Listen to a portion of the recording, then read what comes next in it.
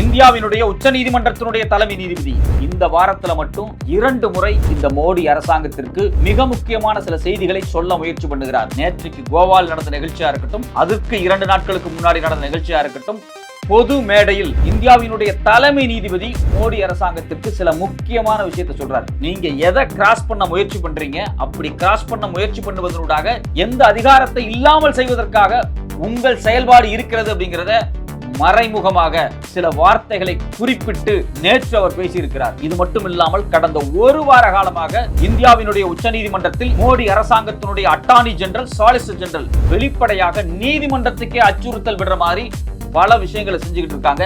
ஏன், எதுக்காக மோடி அரசாங்கம் நீதித்துறையோடு மோத முயற்சி பண்ணுகிறார்கள்? இந்த மோதலில் பாஜக அரசுக்கு எவ்வளவு மோசமான பின்விளைவுகள் வரப்போகுது அப்படிங்கிறதுக்கு நேற்றைக்கு தலைமை நீதிபதி சொன்ன அந்த வார்த்தை ரொம்ப ரொம்ப முக்கியமானது. தலைமை நீதிபதி அப்படி என்ன மறைமுக எச்சரிக்கை விட்டிருக்கிறார்? வணக்கம், இது தமிழ் குரல். நான் உங்கள் சத்யராஜ். இந்தியாவினுடைய உச்ச நீதிமன்றத்தினுடைய தலைமை நீதிபதி இந்த வாரத்துல மட்டும் பாத்தீங்க அப்படின்னா 2 முறை மறைமுகமாக மோடி அரசாங்கத்திற்கு சில எச்சரிக்கைகளை கொடுத்திருக்கிறார். ஏன் அதை நம்ம மறைமுகமா அப்படின்னு சொல்றோம்னா, அவர் பயன்படுத்திய வார்த்தைகள் ரொம்ப ரொம்ப ரொம்ப ரொம்ப முக்கியமானது. நேற்றுக்கு பார்த்தீங்க அப்படின்னா கோவா ஹைகோர்ட்டினுடைய பார் அசோசியேஷன்ல பேசியிருக்காரு. அப்படி அவர் பேசும்போது என்ன சொல்றாரு அப்படின்னா, if the executive itself is permitted to be a judge, then we will be hitting at the very concept of the separation of the power அப்படிங்கிறார். அதாவது இந்தியாவினுடைய எக்ஸிக்யூட்டிவ் ஜட்ஜா செயல்பட முடியாது. அப்படி செயல்பட்டாங்க அப்படின்னா இந்தியாவினுடைய செப்பரேஷன் ஆஃப் பவரே இல்லாம போனதுக்கான அர்த்தம் அப்படிங்கிறாரு. இங்க யார எக்ஸிக்யூட்டிவ் அப்படிங்கிறாருன்னா அரசாங்கத்தை தான். ஏன்னா இந்திய அரசியலமைப்பு சட்டத்திலேயே பாத்தீங்க அப்படின்னா 3 விதமான அதிகார பகிர்வுகள் இருக்கு. ஒன்னு பாத்தீங்கன்னா லெஜிஸ்லேச்சர் பவர், அதாவது சட்டமன்றமா இருக்கலாம், நாடாளுமன்றமா இருக்கலாம். 2வது எக்ஸிக்யூட்டிவ் பவர், கவர்மெண்ட், அதாவது பிரதமர், கவுன்சில் ஆஃப் மினிஸ்டர்ஸ். 3வது பாத்தீங்க அப்படின்னா ஜுடிஷியரி. இப்ப ஜுடிஷியரிக்கு இருக்கக்கூடிய சிறப்பு அதிகாரங்கள் இருக்கு இல்லையா, அந்த சிறப்பு அதிகாரத்தை காலி பண்றதுக்காக என்னதான் இருந்தாலும் ஜட்ஜும் நீதிமன்றமும் எங்களுக்கு கீழே தான் இருக்கணும் அப்படின்னு கவர்மெண்ட் பல முயற்சிகளை செஞ்சுக்கிட்டே இருக்காங்க. கடந்த 1 வாரமாக உச்ச நீதிமன்றத்தில் பயங்கர காரசாரமான விவாதங்கள் போயிட்டு இருக்கு. அந்த விவாதத்தினோட தான் இந்த வார்த்தையை அவர் சொல்ல வர்றாரு. கடந்த 1 வாரமா என்ன நடந்துட்டு இருக்கு? கவர்னருக்கு கொடுக்கப்பட்ட அதிகாரமும் சரி, ஜனாதிபதிக்கு கொடுக்கப்பட்ட அதிகாரம் சரி, அதை ஒரு வரம்புக்குள்ள கொண்டு வரணும். பாராளுமன்றமோ சட்டமன்றமோ ஒரு மசோதாவை கொண்டு வர்றாங்க அப்படின்னா அந்த மசோதாவுக்கு 3 மாசத்துக்குள்ள கையெழுத்து போடணும் அப்படின்னு உச்ச நீதிமன்றம் தீர்ப்புல கடந்த ஏப்ரல் மாசமே சொன்னாங்க. ரொம்ப தெளிவா சொல்லிட்டாங்க. இந்த பிரச்சனைக்கான மைய காரணம் தமிழ்நாடு தான். ஏன் அப்படின்னா தமிழ்நாட்டில் 10 மசோதாக்களை நம்ம சட்டமன்றம், தமிழ்நாடு சட்டமன்றம் நிறைவேற்றி கவர்னருக்கு அனுப்பிச்சாங்க. இந்த கவர்னர் ஆர் என் ரவி என்ன பண்ணாரு? கையெழுத்தே போடாம 5 வருஷமா இழுத்தடிச்சாரு. 2020க்கு முன்னாடி இருக்கக்கூடிய மசோதாவுக்கு கூட நான் கையெழுத்து போட மாட்டேன் அப்படின்னு சொல்லிட்டு மசோதா மேல ஏறி உட்கார்ந்துகிட்டு இருந்தாரு. ஸோ அப்போ இந்த விவாதம் பார்த்தீங்கன்னா 2 நாளைக்கு முன்னாடி உச்ச நீதிமன்றத்தினுடைய தலைமை நீதிபதி கோர்ட்லேயே வச்சு கேட்டாரு. அது மட்டும் இல்லாமல் ஜஸ்டிஸ் சூரியகாந்த் கேட்கிறாரு. அவர் தான் அடுத்த சிஜிஐயா உச்சநீதிமன்றத்துக்கு வரப்போறாரு. தலைமை நீதிபதியாக இன்னும் சில மாசத்துல சுப்ரீம் கோர்ட்டுக்கு வரக்கூடிய அந்த சூரியகாந்தே வெளிப்படையா கேட்கிறாரு, இப்படி ஒரு கவர்னர் எந்த விதமான கையெழுத்துமே போடாம சும்மாவே உட்கார்ந்துகிட்டே இருந்தா நாங்க என்ன பண்றது? ஜுடிஷியரி என்ன சும்மாவா இருக்க முடியும் அப்படின்னு வெளிப்படையா கேட்கிறாரு. அப்ப ரொம்ப காரசாரமான விவாதங்கள் கடந்த 1 வாரமா போயிட்டு இருக்கக்கூடிய இந்த சூழ்நிலையில ஜஸ்டிஸ் பி.ஆர். கவாய் நேற்று சனிக்கிழமை நேற்றுக்கு அவர் பேசியிருக்கிறார். கோவா ஹைகோர்ட் அசோசியேஷன்ல பேசும்போது என்ன சொல்றாரு அப்படின்னா, நீங்க அதாவது எக்ஸிக்யூட்டிவ், அதாவது கவர்மெண்ட், அதாவது மோடி, நீங்க மட்டும் தனித்துவமான அதிகாரத்தோடு செயல்படுற மாதிரி இருந்தா, if the executive itself is permitted to be a judge, இந்த எக்ஸிக்யூட்டிவ் கவர்மெண்டே ஜட்ஜாக மாறிவிட்டால் அப்புறம் செப்பரேஷன் ஆஃப் பவருக்கு என்ன அர்த்தம் இருக்கு? இந்திய அரசியலமைப்பு சட்டம் இப்படி அதிகாரங்களை பகிர்ந்து கொடுத்ததில் என்ன இருக்கு அப்படிங்கிறாங்க. நீங்களே ஜட்ஜ் ஆயிட முடியுமா? உங்க இஷ்டத்துக்கு எல்லாத்தையுமே நீங்களே முடிவு பண்ண முடியுமா அப்படிங்கிறத ரொம்ப சாஃப்ட் டோன்ல எங்களுக்கு அதிகாரம் இருக்கு, நாங்க எதை வேணாலும் முடிவு பண்ணுவோம் அப்படின்னு சொல்லி வெளிப்படையா சொல்லியிருக்கிறார். ஸோ 2 நாளைக்கு முன்னாடி பார்த்தீங்க அப்படின்னா உச்சநீதிமன்றத்தில் ஏற்கனவே நம்ம பேசப்பட்ட வழக்கு, கவர்னருக்கும் ஜனாதிபதிக்கும் 3 மாச கெடு உச்சநீதிமன்றம் கொடுத்து பார்த்தீங்களா, இது குறித்தான விவாதம் வருது. அட்டார்னி ஜெனரல் வெங்கட்ரமணி வர்றாரு, சாலிசிட்டர் ஜெனரல் துஷார் மேத்தா வர்றாரு. மிகப்பெரிய விவாதங்கள் நடக்குது, ரொம்ப காரசாரமான விவாதங்கள் நடக்குது. வெங்கட்ரமணி வெளிப்படையா கேட்கிறாரு, இந்திய அரசியலமைப்பு சட்டத்தினுடைய உச்சபட்ச அதிகாரம் படைத்த கவர்னரையும் நீங்க ஜனாதிபதியும் எப்படி டைம் லிமிட்டுக்குள்ள கொண்டு வரலாம்? இது அரசியலமைப்பு சட்டத்துக்கு நேர் எதிரானது.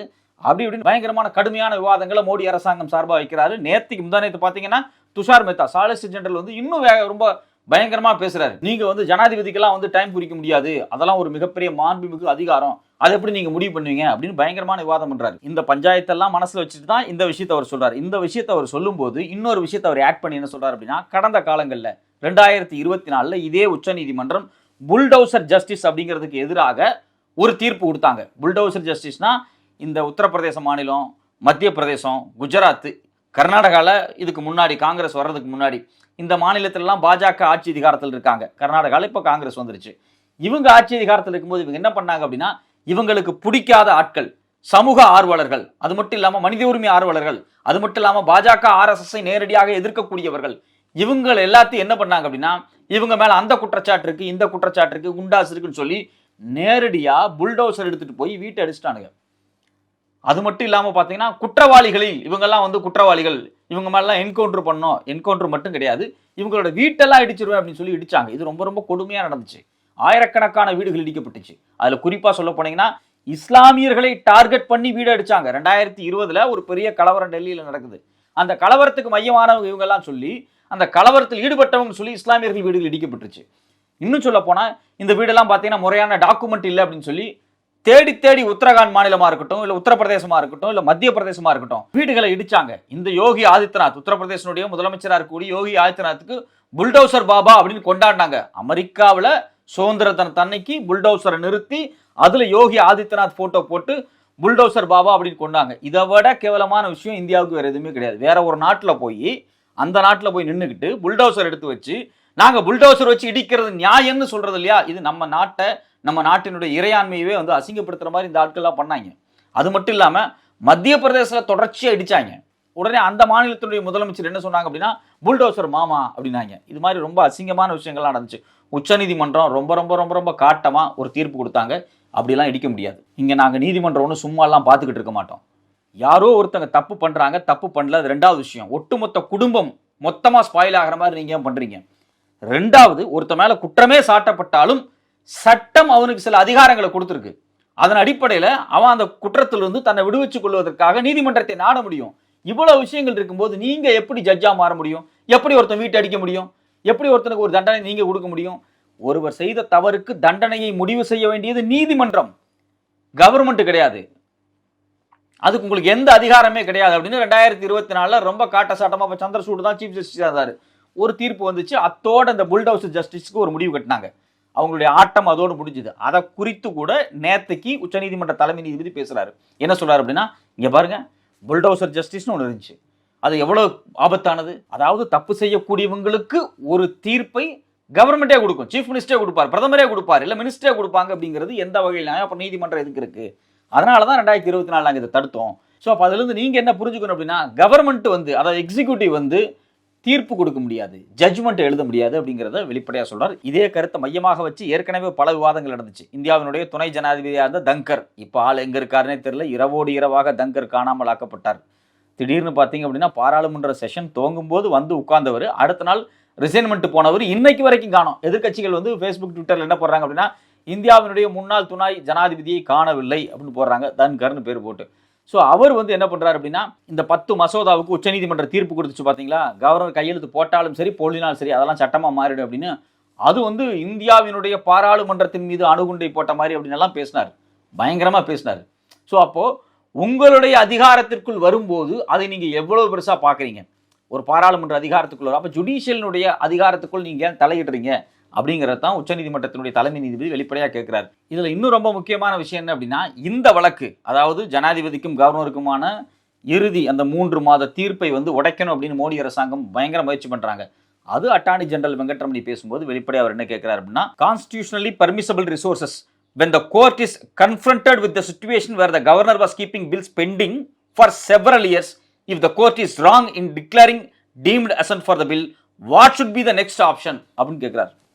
வெளிப்படையா கேட்கிறார். ஏப்பா உங்க கவர்னர் கையெழுத்தே போடாம உட்கார்ந்தாரு அப்படின்னா கோர்ட்டுக்கு வேற என்ன ஆப்ஷன் இருக்கு அப்படிங்கிறப்ப அட்டார்னி ஜெனரல் வாயை மூடிட்டு அமைதியா நிற்கிறாரு வெங்கட்ரமணி அவர்கள். அது மட்டும் இல்லாம இது குறித்து பேசின சாலிசிட்டர் ஜெனரல் என்ன சொல்றாரு அப்படின்னா, இல்ல இந்த சில மாநிலங்கள் மட்டும்தான் அப்படி பிரச்சனை பண்ணிட்டு இருக்காங்க, இந்தியா முழுக்க இவ்வளவு மாநிலங்கள் இருக்கும்போது ஏன் இந்த 3-4 மாநிலங்கள் வந்து பிரச்சனை பண்ணிட்டு இருக்காங்க, இவங்க வந்து வேணுனே ஒரு பொலிட்டிக்கல் இஷ்யூ அதை பண்றாங்க அப்படின்னு சொல்லிட்டு. அது மட்டும் இல்லாம இது மாதிரி கவர்னர் ஜனாதிபதி பிரச்சனைகள்லாம் வரும்போது, இந்த மசோதாக்கெல்லாம் கையெழுத்து போடாத சிக்கல்கள் வரும்போது அதை கோர்ட்டு வச்சு தான் தீர்க்கணும்னு அவசியம் எல்லாம் கிடையாது. அதுக்கு பாலிடிக்ஸ் இருக்கு. முதலமைச்சரோ இல்ல மற்றவங்களோ நேரடியாக பிரதமரை கான்டாக்ட் பண்ணலாம், கவர்னர்கிட்ட பேசலாம், அவங்களுக்குள்ள ஒரு லெட்டர் உரையாடல்கள் நடத்தலாம், அதனூடாக இந்த பிரச்சனை சால்வ் பண்ணப்படும். எதுக்காக இதை கோர்ட்டுக்கு வர்றாங்க அப்படின்னு சொல்லி வழக்கு போட்டவங்க மேலேயே குற்றத்தை திருப்பி விடுறாங்க. யாரு? இந்தியாவினுடைய சாலிசிட்டர் ஜெனரலும் அட்டார்னி ஜெனரலும். அதாவது நமக்கு கையெழுத்து போடல கவர்னர், நம்ம உச்சநீதிமன்றத்துக்கு போறோம். எதுக்கு உச்சநீதிமன்றத்துக்கு போறீங்க? நீங்க கவர்னரை போய் பாருங்க அப்படின்னு. கவர்னர் எதுக்கு போய் பார்க்கணும்? இந்தியாவினுடைய அரசியலமைப்பு சட்டத்தின்படி ஒரு மாநில சட்டமன்றத்தில் நம்ம சட்டமன்றத்தில் 234 எம்எல்ஏ இருக்காங்க. மக்களால் தேர்ந்தெடுக்கப்பட்ட எம்எல்ஏ. நாம அனுப்பிச்சு அவங்கள சட்டமன்றத்துக்கு. நமக்கு கல்லூரி பல்கலைக்கழகம் வேணும், அதனால ஒரு மசோதாவை சட்டமன்றத்தில் கொண்டு வர்றாங்க. நிறைவேற்றப்பட்டுருச்சு. மக்களால் தேர்ந்தெடுக்கப்பட்ட பிரதிநிதிகளால் நிறைவேற்றப்பட்ட ஒரு மசோதா. முதலமைச்சரும் மினிஸ்டரும் எம்எல்ஏக்களும் ஏத்துக்கிட்ட ஒரு மசோதாவுக்கு ஆட்டோமேட்டிக்கா கையெழுத்து போடுறதான கவர்னரோட வேலை. அவர் என்ன பண்றாரு? கையெழுத்து போடாம இருக்கிறாரு. ஏப்பா கையெழுத்து போடலன்னு கேட்டா, நீ கவர்னர்கிட்ட பேசு, நீ உச்சநீதிமன்றத்துக்கு போகக்கூடாது, நீ கையெழுத்து போடல, நாங்க கோர்ட்டுக்கு போனோம். அப்படி போகக்கூடாதுன்னு உச்சநீதிமன்றத்தில் நீதிபதியவே மிரட்டுற மாதிரி சொல்லக்கூடாதுல்ல. இதை இந்த மோடி அரசாங்கம் பண்றாங்க. அப்போ மோடி அரசாங்கம் வெளிப்படையாக நீதிமன்றத்தை அச்சுறுத்துற வேலையை பார்த்துக்கிட்டு இருக்காங்க. இது மட்டும் இல்லாம திரும்ப திரும்ப நேற்று கோர்ட்ல என்ன சொல்றாங்க அப்படின்னா, இந்த பிரச்சனை எல்லா மாநிலத்துக்கும் எல்லாம் கிடையாது, ஒரு 3-4 மாநிலத்துக்கு மட்டும் தான் அந்த பிரச்சனை இருக்கு அப்படிங்கிறாங்க. உடனே சூரியகாந்த், அதாவது மூத்த நீதிபதி, வெளிப்படையா கேட்கிறாரு, ஆமா இந்த 3-4 மாநிலத்தில் கூடிய கவர்னர்கள் மட்டும் ஏன் இப்படி பண்றாங்க அப்படிங்கிற கேள்வி அவர் கேட்கிறாரு. தமிழ்நாடு எடுத்துங்க, கேரளா, பஞ்சாப், வெஸ்ட் பெங்கால், இங்க இருக்கக்கூடிய கவர்னர்கள் இந்தந்த அரசாங்கங்கள் கொண்டு வரக்கூடிய மசோதாக்களுக்கு கையெழுத்து போடாம இழுத்தடிக்கிறார். ஏன்னா இது 4மே பாஜக அல்லாத மாநிலங்கள். பாஜக அங்க ஆட்சி அதிகாரத்தில் இல்லை. பாஜக ஆட்சி அதிகாரத்தில் இல்லாத மாநிலங்கள் அவங்கவுங்களுக்கான சட்டங்களை கொண்டு வரும்போது, திட்டங்களை கொண்டு வரும்போது கவர்னர் ஒரு முட்டுக்கட்டையா இருந்து அந்த ஆட்சிக்கு களங்க விளைவிக்கணும். இப்போ தமிழ்நாட்டில் கையெழுத்து போடலை அப்படின்னா இங்க இருக்கக்கூடிய அரசாங்கத்துக்கு கெட்ட பேர் உருவாக்கணும் அப்படிங்கிற ஒரே ஒரு திட்டமிட்ட எண்ணத்தோட அவங்க கையெழுத்து போட மாட்டேங்கிறாங்க. இதைத்தானே இது நேரடியாகவே உச்சநீதிமன்றத்துடைய மூத்த நீதிபதி சூரியகாந்த் கேட்கிறாரு. அது ஏன் 4 மாநிலத்தில் இருக்கக்கூடிய கவர்னர் மட்டும் இப்படி பண்றாரு அப்படின்னு வெளிப்படையாக கேட்கிறாரு. ஸோ அப்போ இது மாதிரி தொடர்ச்சியாக பார்த்தீங்க அப்படின்னா மோடி அரசாங்கத்தினுடைய அரசு வழக்கறிஞர்கள், அட்டார்னி ஜெனரல், சாலிசிட்டர் ஜெனரல் எல்லாருமே நேரடியாக கோர்ட்ல நின்றுக்கிட்டு, அதாவது உச்சநீதிமன்றத்திலேயே நின்றுக்கிட்டு, உச்சநீதிமன்ற நீதிபதிகளே பயங்கரமான ஆர்குமெண்ட் பண்ணி நீங்க இதெல்லாம் விசாரிக்க கூடாது அப்படின்னு சொல்லி மிரட்டுற தோணியில் பேசிக்கிட்டு இருக்காங்க. இந்திய வரலாறுலேயே உச்சநீதிமன்றத்தில் அட்டார்னி ஜெனரல், சாலிசிட்டர் ஜெனரலும் இதுக்கு முன்னாடி இது மாதிரி எல்லாம் பேசினதே கிடையாது. இப்பதான் இது மாதிரியான கலாச்சாரத்தை அவங்க உருவாக்குறாங்க. அதனாலதான் பாத்தீங்கன்னா உச்சநீதிமன்ற நீதிபதியை காட்டாம பேசியிருக்காரு. என்ன சொல்றாரு அப்படின்னா, ஆளுநரின் நடத்தை தெளிவாக தெரிகிறது, இது நேர்மை அல்ல அப்படிங்கிறாரு.